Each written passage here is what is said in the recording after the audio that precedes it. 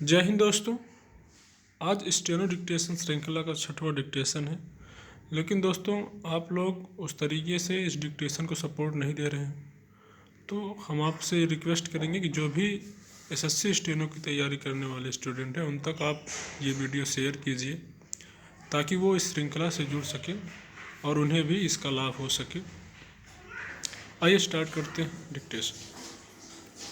सभापति महोदय, इस सदन में आज जिस विषय पर चर्चा हो रही है वह अति महत्वपूर्ण है और हमारी भावी संतानों से जुड़ा हुआ है।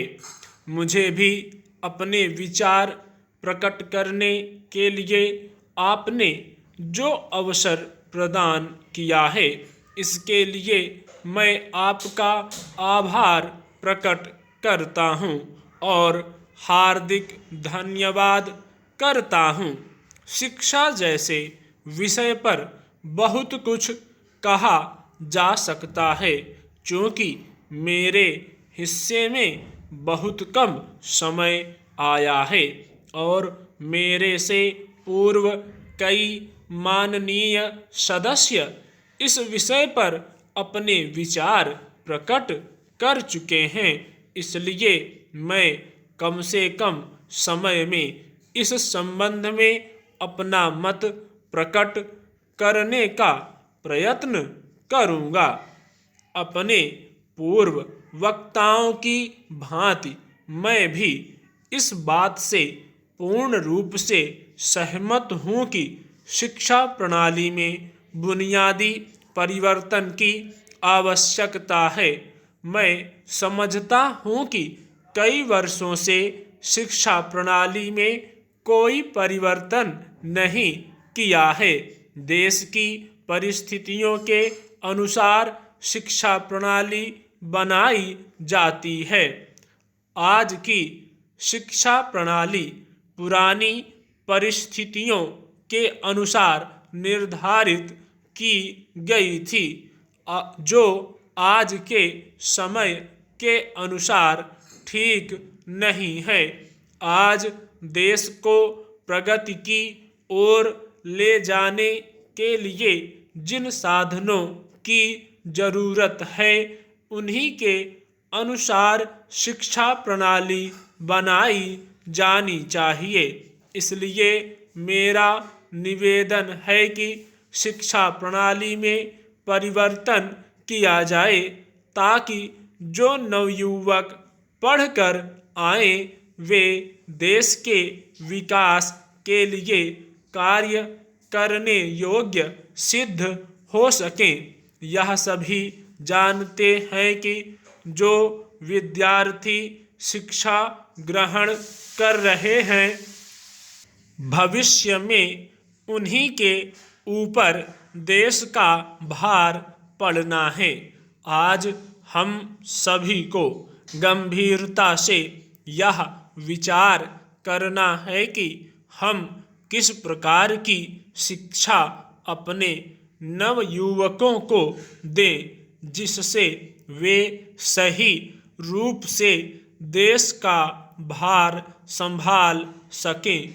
आज देश जिन परिस्थितियों से गुजर रहा है, उसके अनुसार हमें सही शिक्षा देकर अपने नवयुवकों को तैयार करना है। इससे न केवल युवा पीढ़ी को नई दिशा मिलेगी, बल्कि देश को भी एक गति मिल सकेगी।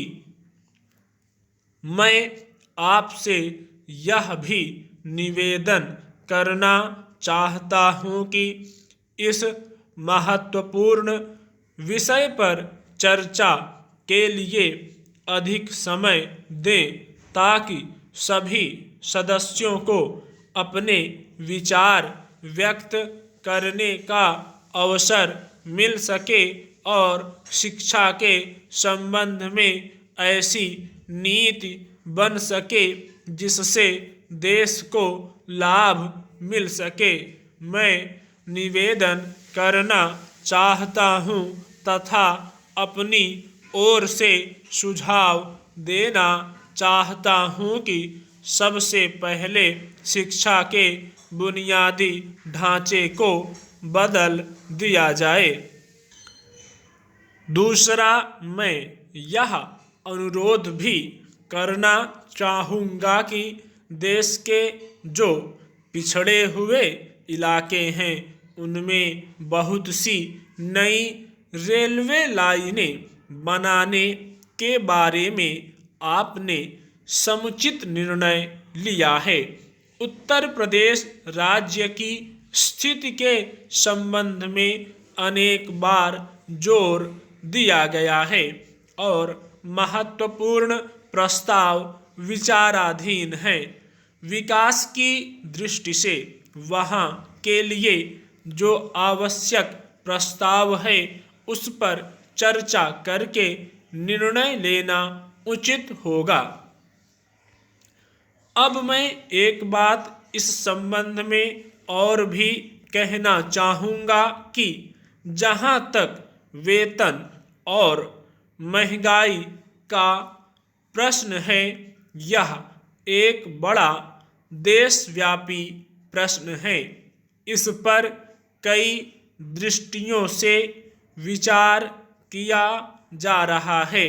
वेतन का काम की मात्रा से संबंध स्थापित किया जाना चाहिए।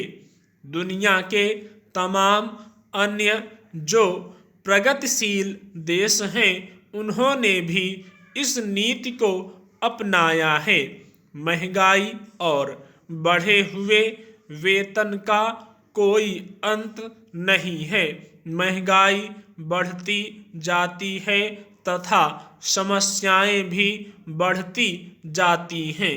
इससे देश में हर प्रकार की परेशानी, हड़तालें और रुकावटें पैदा होती हैं।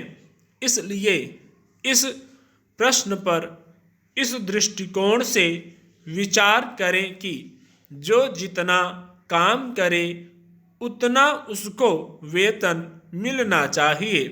अगर इस पद्धति को अपनाया गया तभी हम इस समस्या का मुकाबला कर सकेंगे। मैं आपका अधिक समय नहीं लेना चाहता। मंत्री महोदय से मैं निवेदन करता हूं कि आपके देश की, पूरे राष्ट्र की और जनता की परेशानी और सुरक्षा की ओर ध्यान देना है। हड़तालों के कारण सभी को कठिनाई का सामना करना पड़ता है। एक यात्री अपने घर से अपने मुकाम पर पहुंचने के लिए निकलता है। रेलगाड़ी बीच में ही रद्द हो जाती है तो उसे परेशानी का सामना करना पड़ता है।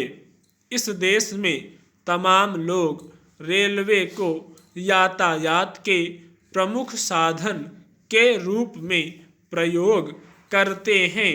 इस प्रकार की स्थिति से राष्ट्र की तरक्की और विकास के लिए खतरे की बात हो सकती है। इन समस्याओं पर प्रशासन को गंभीरता से विचार करना चाहिए तथा इसका हल निकालना चाहिए।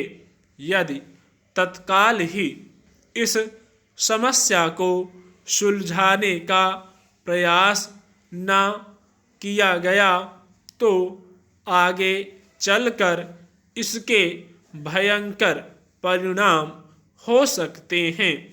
एक अन्य बात की ओर भी मैं सदन का ध्यान आकर्षित करना चाहूँगा। दिल्ली के कार्यालयों में काम करने वाले कर्मचारी प्रतिदिन रेल से भी यात्रा करते हैं। रेलों की अनियमितता के कारण उन्हें बहुत कठिनाई होती रहती है। स्टॉप।